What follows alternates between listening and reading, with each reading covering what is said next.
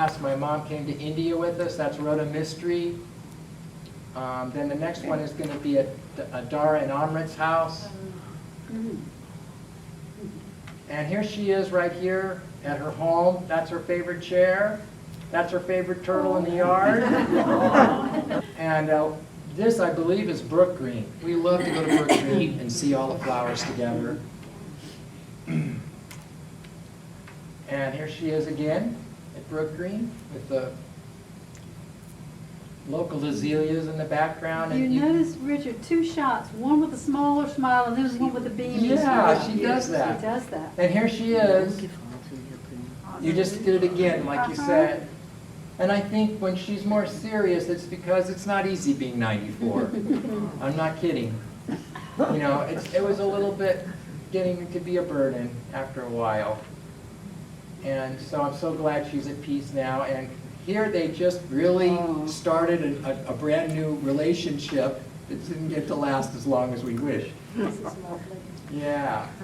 Oh. We went over and visited Ambika a little later. It's Brook Green. And here we are again. And then this is like the last time we went to Brook Green. Here we are with Heidi McGovern, and she said my mom was the best lunch buddy ever. She couldn't stay because she had a cold. And that's it. So, my mom was born in Staten Island, and you know, it was 1924, Depression, Prohibition, all that kind of stuff. Her dad and mom spent a lot of time helping people immigrate from Ellis Island and all that. He was a Presbyterian minister. His father had also been a Presbyterian minister, but was really liberal, free thinker, and he was the opposite. He was super conservative. And so my mom rebelled against that. And you know, the marriage was a little rocky, and my mom sort of acted out, and so she shoplifted, taking a bunch of stuff that she couldn't use and didn't want. And she got caught. And so she returned it all and apologized to the storekeeper. And then her dad told her she was going to hell. And she said, no, I talked it over with God and he forgave me. That's how that went. And then, you know, I have some notes, but I think I'm just going to freelance it here.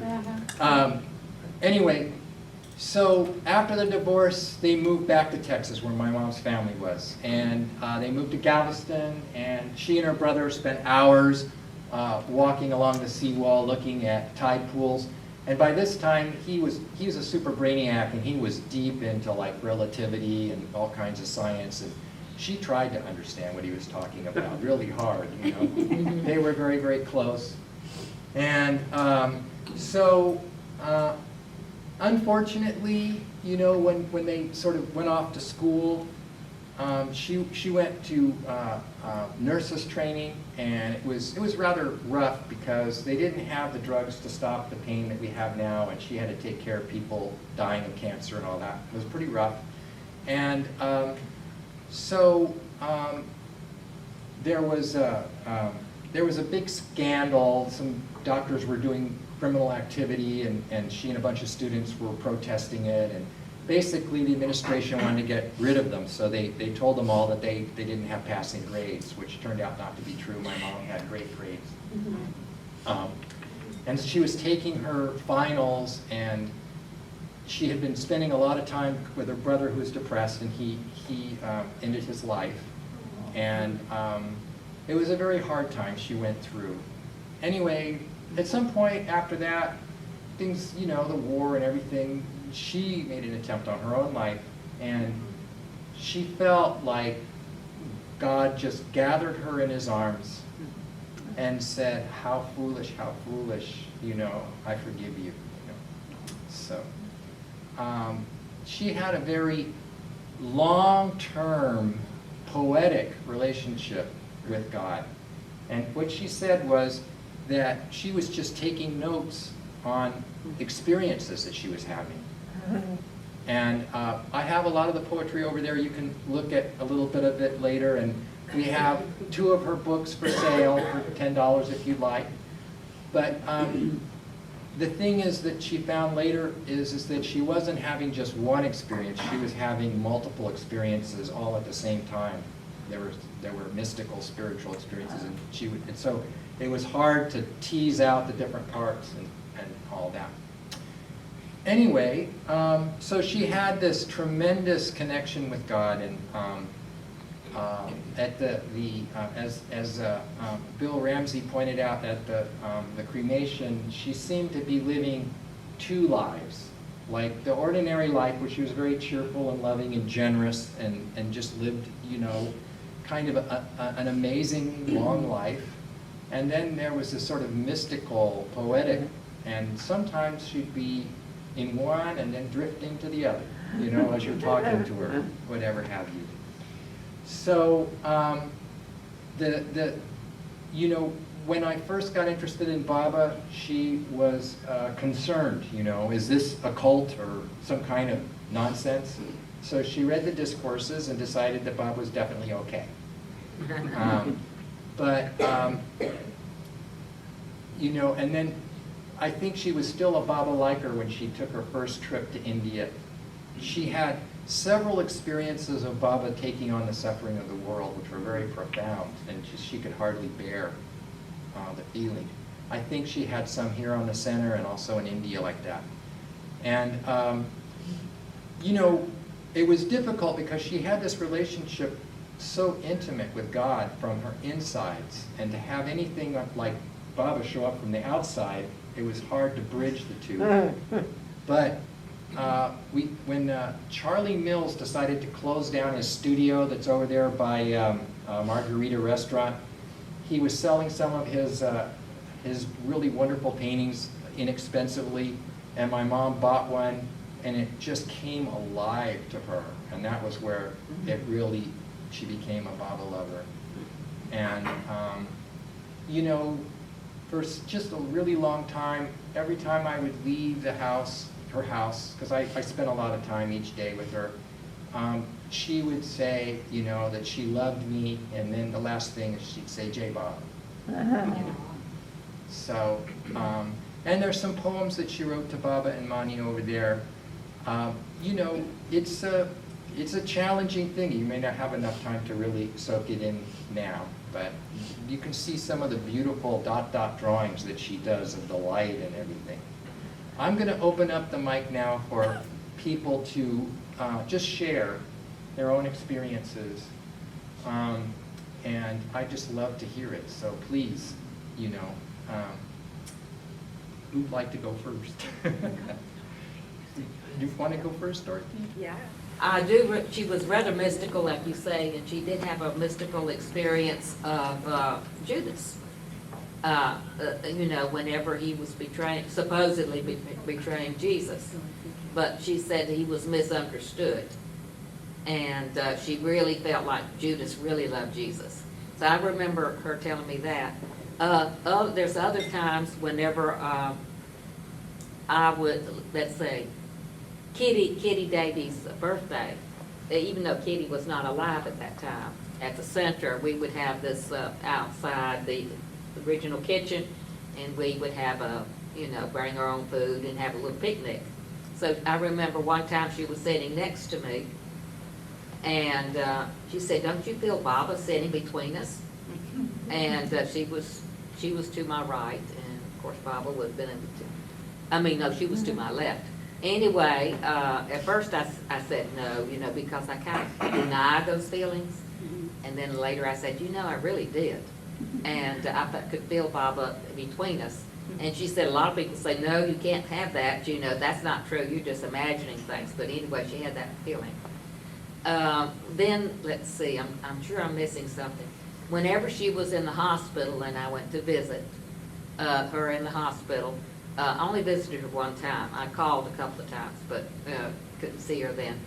And all I can say is that I could feel this wonderful presence in the room.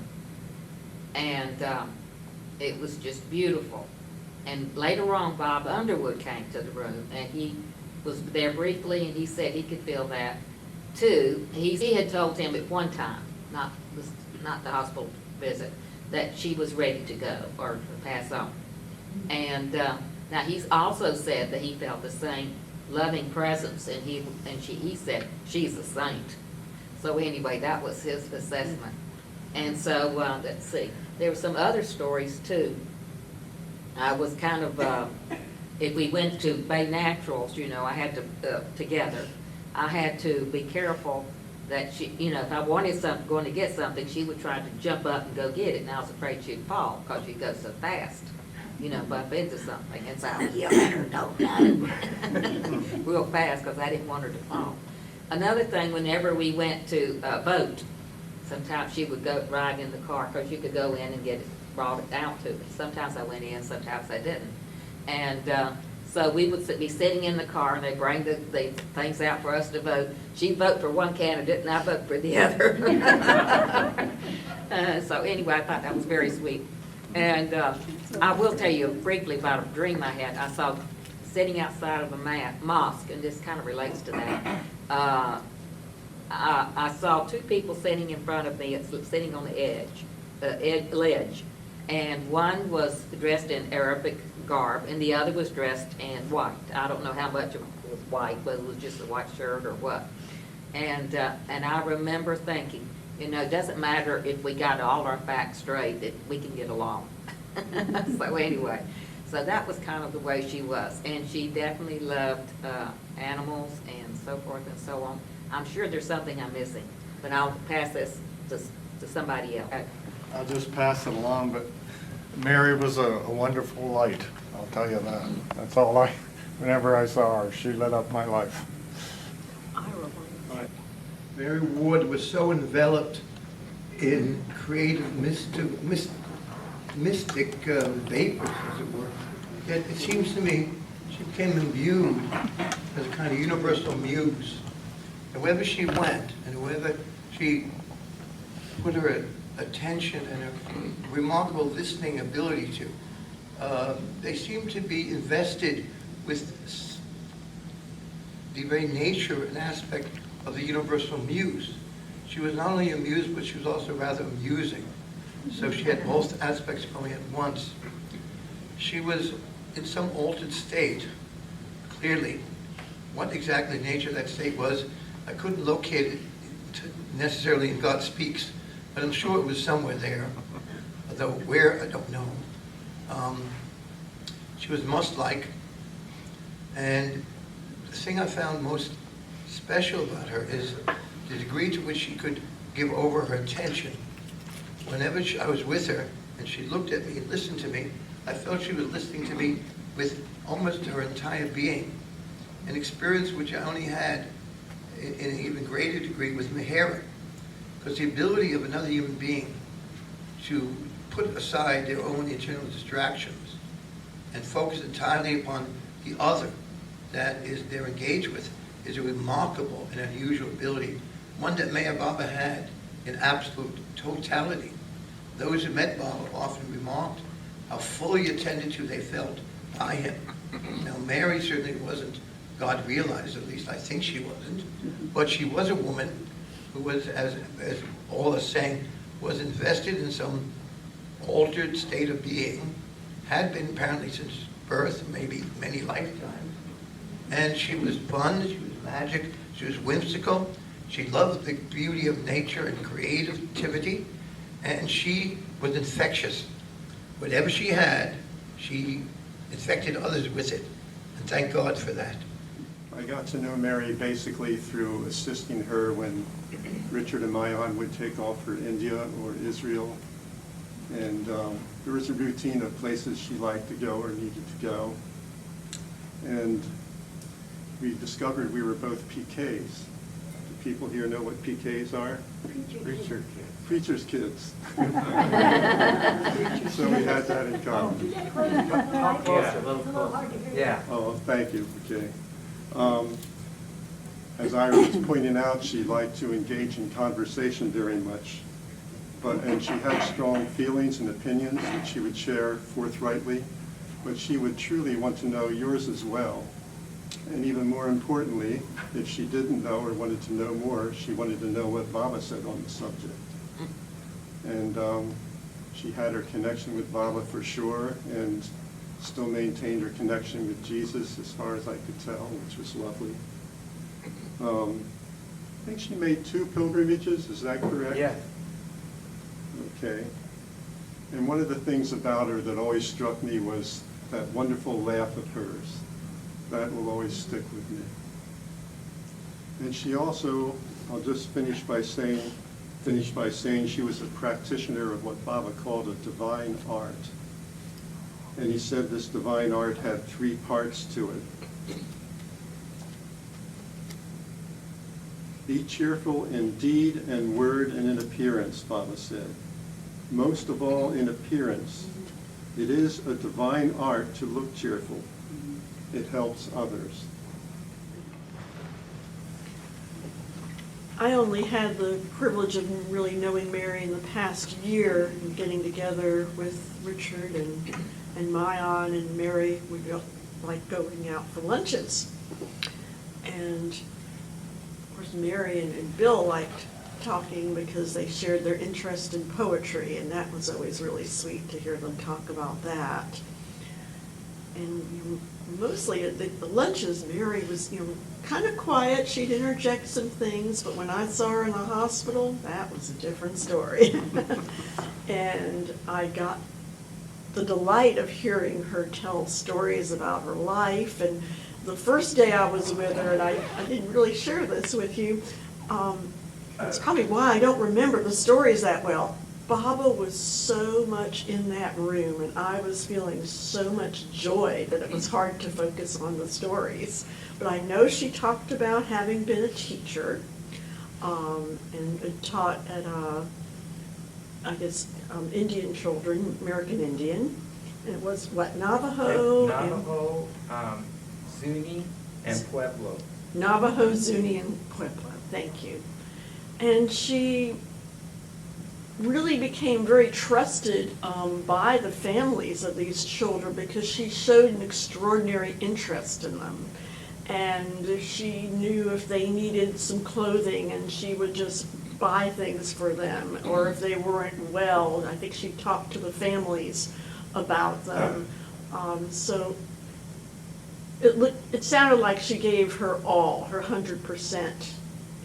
Worth with being with these children. And she had a lot of interesting techniques too. I wish I could remember more, but I remember just in general that she was rather creative with the children. Again, I was feeling so much of Baba that was, and I was like, I noticed I was sitting there just grinning from ear to ear, and because I was feeling Baba so much in her presence.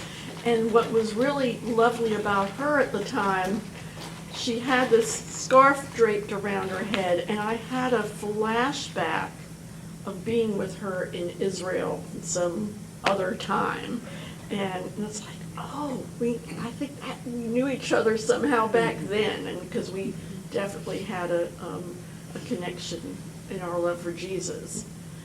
I think it was a short time that I got to know her, but an incredible privilege. Bill, do you want to say anything? You said it for me. I said it for you. Sorry about that. How about you guys? We didn't know her really well, but we would see her from time to time with Richard, or with Richard and Mayan. We went to one of her birthday parties at, Fiesta Mexicano, somewhere like that, yeah. And the one thing that struck us about her was that she was always, always smiling. She always looked as if she loved life and loved people, and her smile would just light up the space around her.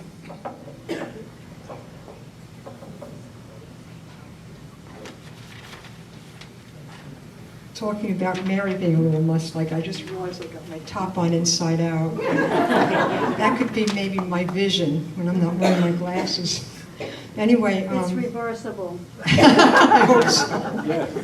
It looks great like that. Wouldn't have known. When I was working at North Myrtle Beach Library, Mary gave a book talk there, of her book, The Infinite Journey. And, I arranged it and everything, and we had a nice little group there. And sometimes when you arrange something, a program, you're supposed to get back to work and you have to come in later, but somehow I had that hour and I stayed. And just true to what Ira and other people were saying is that by the end of the session of her reading her poetry, I was like high. I mean, her mystical quality she was describing how she would be in a store, and she just would feel the love and the God in every person and just feel so connected to God, and everything is God. And I just said, this woman is really a mystic. She really is. So, and then I opened up the book, and there's a couple. I wanted to share just some of her poetry. There's just 3 short poems, I think, really for the occasion, are just right. This one is called Unfold. Each of us is a divine spark. God total is the lighter of that divine spark. By trusting God total and all of its oneness, power, and love, we can unfold our essence holy as seeds of the divine. God's signature marks all in creation as a divine work of art. The unique crown that total God makes for each in its creation can never be taken away, nor worn by another. It is the divine sign of the Creator's love forever and ever. And this is I don't know, maybe you put, Yeah. Richard Mayan worked on her books with her. And this is a nice one here. Divinely inevitable. With divine patience, God nurtures the very best in us. God holds out for nothing less than our oneness, shining, true, everlasting, in love for God. Death and all the powers on earth are no match for God's faith in us. They cannot long stem or deflect the divinely inevitable. God's tide surges ever on. From it, each of us comes. In it, each of us travels the infinite journey to it. Each of us returns to become one with God's ecstatic heartbeat.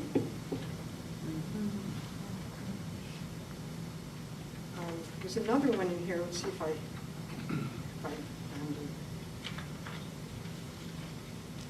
it. When I visited Mary in the hospital, she did say to me that she had 2 very, very deep experiences of God while she was there. Most of us have terrible experience in hospitals. She had a good one. At least I know she was suffering a lot physically, but she did have some I wish I had asked her, tell me a little bit about it, but I didn't.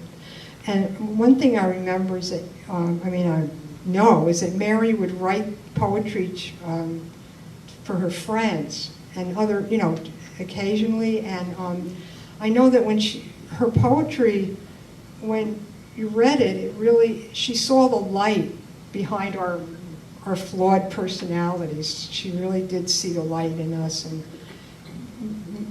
the bright light that's within us. She did see that.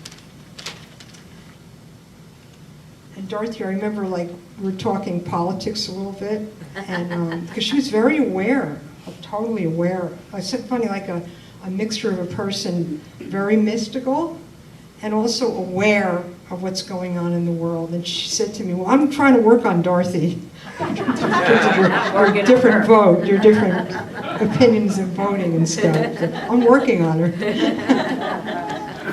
So I thought I wanted to just do a short song that I thought would kind of relate to. It shows a song that has these words in it. A heart full of joy and gladness. And that's Mary. And it's Look for the Silver Lining by Buddy DeSilva and Jerome Kern. So if you know it, just sing along with me. Look the silver lining. Whenever clouds appear in the blue, remember somewhere the sun is shining, and so the right thing to do is make it shine for you. The heart full of joy and gladness will always banish sadness and strife. So always look for the silver lining and try to find the sunny side of life.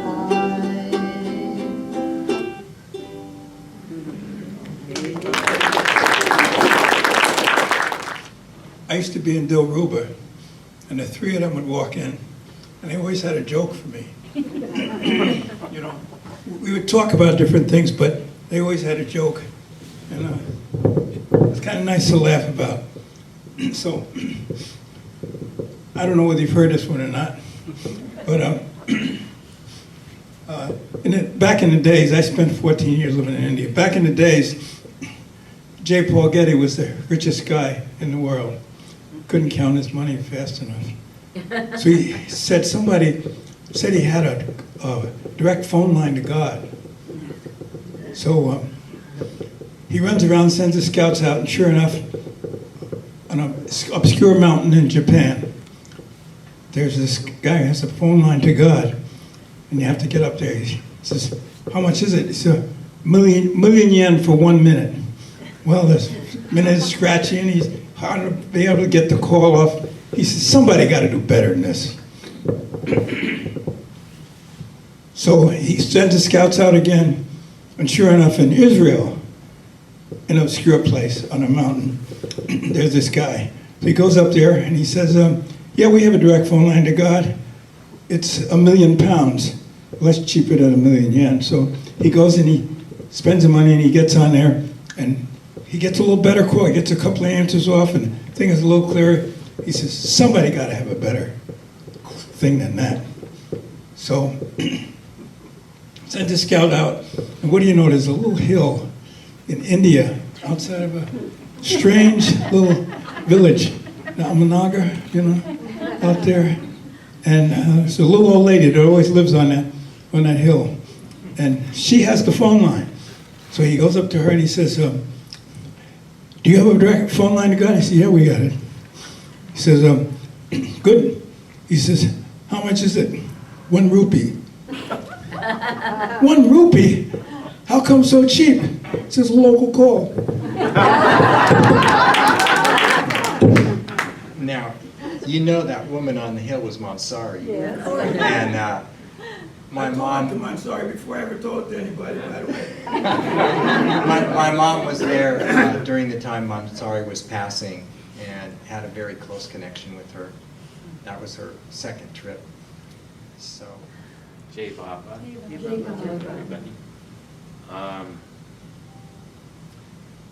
Well, I had an experience just last night with Mary, and it has to do with this book that she gave to me and my wife Louise on our wedding 6 years ago. It was a wedding gift to us, and along with this nice book was a poem that she had written, especially to celebrate our wedding, and it was like an ideal, a poem about an ideal marriage that resonated with God. And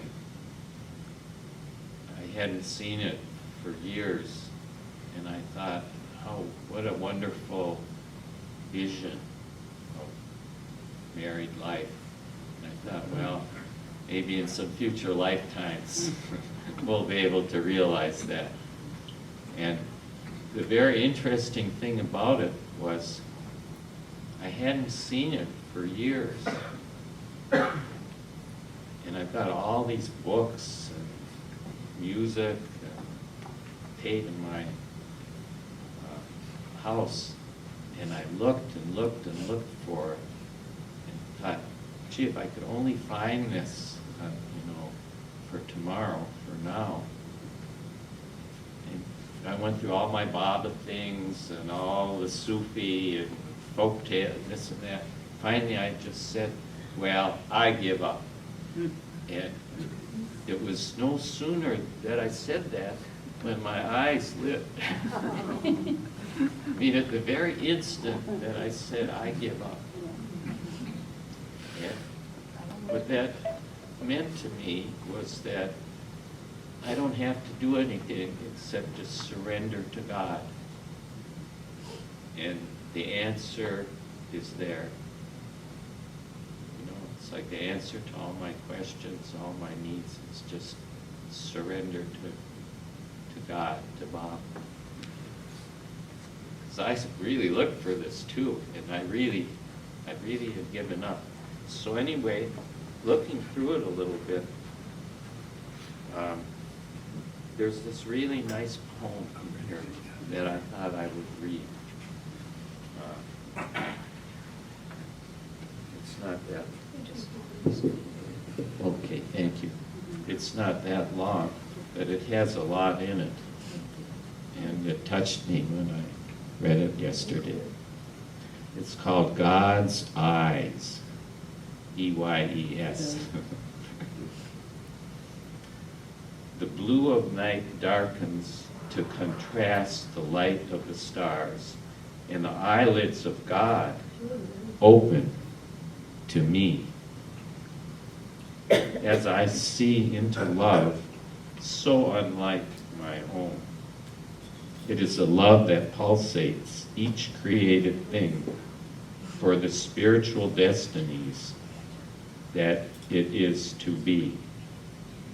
While I move in the limits of humankind, touching in part nature's ways, and sense the flowing of my love, meeting these, and count this as the, quote, be-all of my days. In him, all of this is swept away, for in the sun-washed day, which brightens to let God in, I see his eyes, piling infinite upon infinite. Suddenly, all that I know is so tiny and clear that it seems but an atom in God's flow. In his love, I come to know that creation is but a ripple touched by his hands of light. His being has no beginnings or endings. Eternities are but seconds in his smile. Miracle of miracles, I see that it is given to us to be aware. We too are born of his truth and are waves of light, peopling his earths, moving in and out of creations as they come, crystalled in universals, like the Christ feeling the joy of endless heavens. Even as we welcome the bridges of many births, so that we might mirror the eternal everywhere in kaleidoscopes shaped by his will, so that all dimensions can blend to share his love beyond all need of future earths. And here's a nice yarn painting of all these divine dimensions simultaneously, I think. See? Yeah. Yeah, and this is a beautiful book. You guys did a beautiful job making these books up. The way the poetry is arranged and everything on the page very nicely. So anyway, I didn't have extensive contact with Mary Myra, but just like people said, she was so a beautiful, cheerful person, and I felt that love. from her. So I'm going to finish up because Richard told me that one of her favorite songs was this theme from Dr. Zhivago, Somewhere My Love, that probably people will recognize. He just reminded me that I have a cousin, Bill Forbes, and he said that my mom made a tremendous difference in his life when he was a child and a teenager.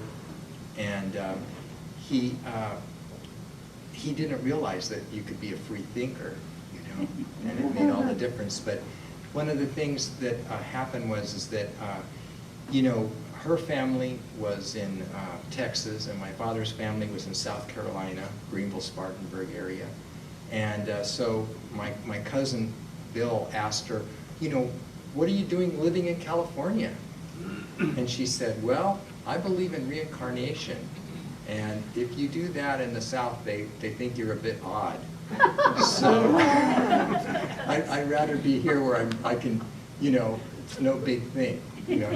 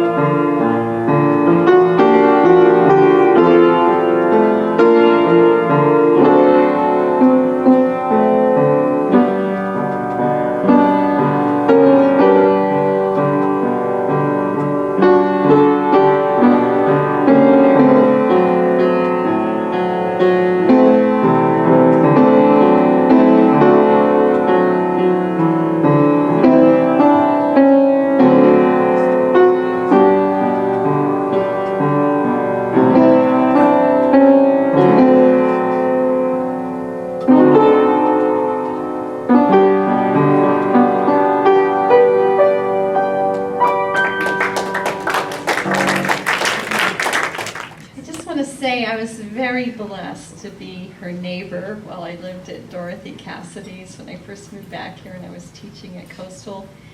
And I just loved her spirit. I couldn't get enough of her spirit. And my only regret is that I didn't spend more time having visits with her in recent years. We all get busy. But when I was her neighbor, she was so loving and wonderful to me and to my dog, Yinny. And Yinny would have to stop by our house all the time, get a treat, even though we couldn't come in. And she was truly a mystic. She just breathed God, the love of God, everything was God. And she talked about this wonderful poetry she was writing. So I was glad when she put it in a book and I could actually read some of it.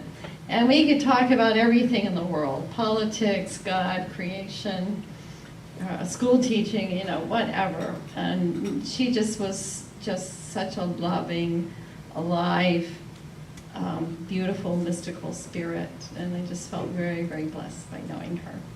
I wish I could have another visit with her. Yesterday, Mary Myra really made somebody else's day by causing me to say something that I felt. I was substituting at Myrtle Beach High School, and I wanted to get out in time to be in time for this. And I know how they got to give you last-minute duties. So I was explaining to the secretary why I wanted to leave a bit early. And I said, and I was telling her about my neighbor, Mary Myra, who's only 94, and that she was really one of God's, let's see, how should I put it? One of God's characters. She cracked up. She was so happy. She said to her, somebody else in the office, I have never heard it said that way. She was just happy as she could be. So I felt like Mary Myra wanted to make that lady happy. Thank you. Mary Myra through Adele, because they like to go over and visit. And Mary Myra would read us her poetry.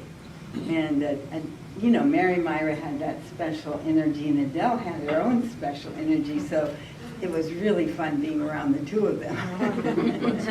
And so then Mary Myra wrote Adele a poem, which was really sweet. And then, so then Adele had to write Mary Myra back a poem. And then Mary Myra would write Adele a poem. So it was like a little communication thing they had going together. It was very sweet.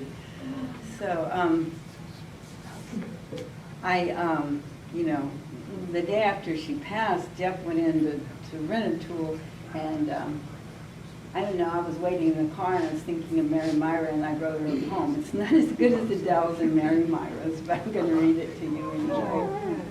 It says, to a poet extraordinaire, Mary Myra. Get a little closer to us. Angels fly in the sky, people die. My heart says goodbye. You are a dear one, now free without fear. Just dropped a ton of sand scars, and now you are done. Oh, you are a lucky one. Blessed are we behind, because you were kind and loved us all well. We will miss you, but we rejoice in your life well lived.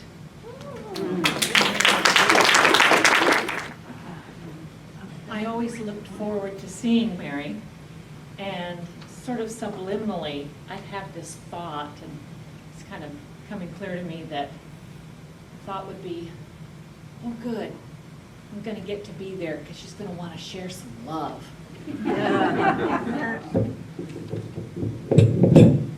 I love that Mary had a special floor put in her house with a cushion so she could dance. And she wrote me a special poem. I won't say the poem, but it was a very special poem. Thank you, Mary. I'll share a little story that Dorothy, actually, you reminded me. It's a story that Eruch used to tell. In this town somewhere there was a guy called Peter, and there was a statue of Jesus. And every day, you can correct me if I'm, every day Peter would walk in the street and pass the square with the statue of Jesus, and he would tip his head and said, "Hi Jesus, this is Peter." And the people in the town, they would tease him, "What are you doing, you know?" But he would do it every morning and every evening when he would pass the statue. Years later, when he was in the hospital, the people who were there with him heard a voice saying, "Peter, this is Jesus."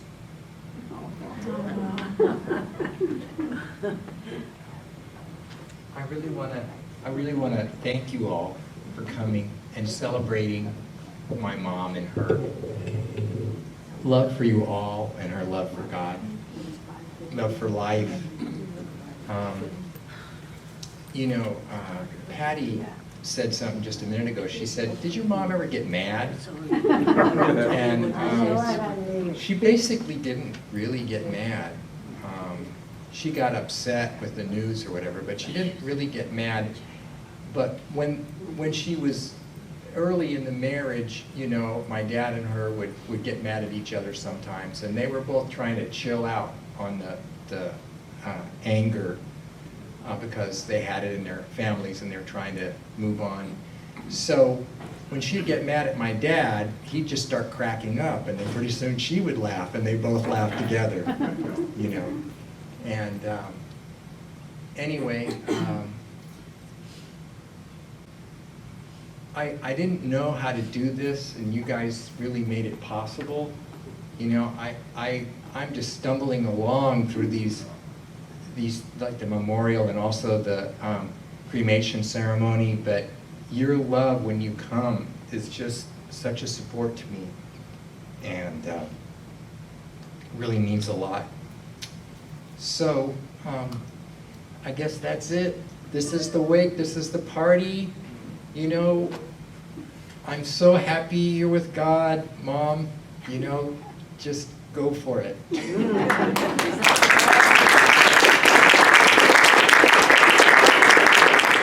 Yeah, there's the poetry to look at, and this early picture of my mom, some of the poetry she did about her mother, and, you know, thanks again.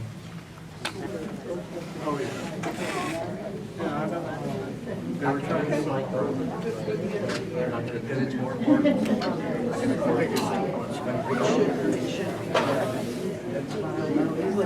No, I'll bring it over. We have one last little thing from Ambica. Oh, one thing from Ambica. Yeah.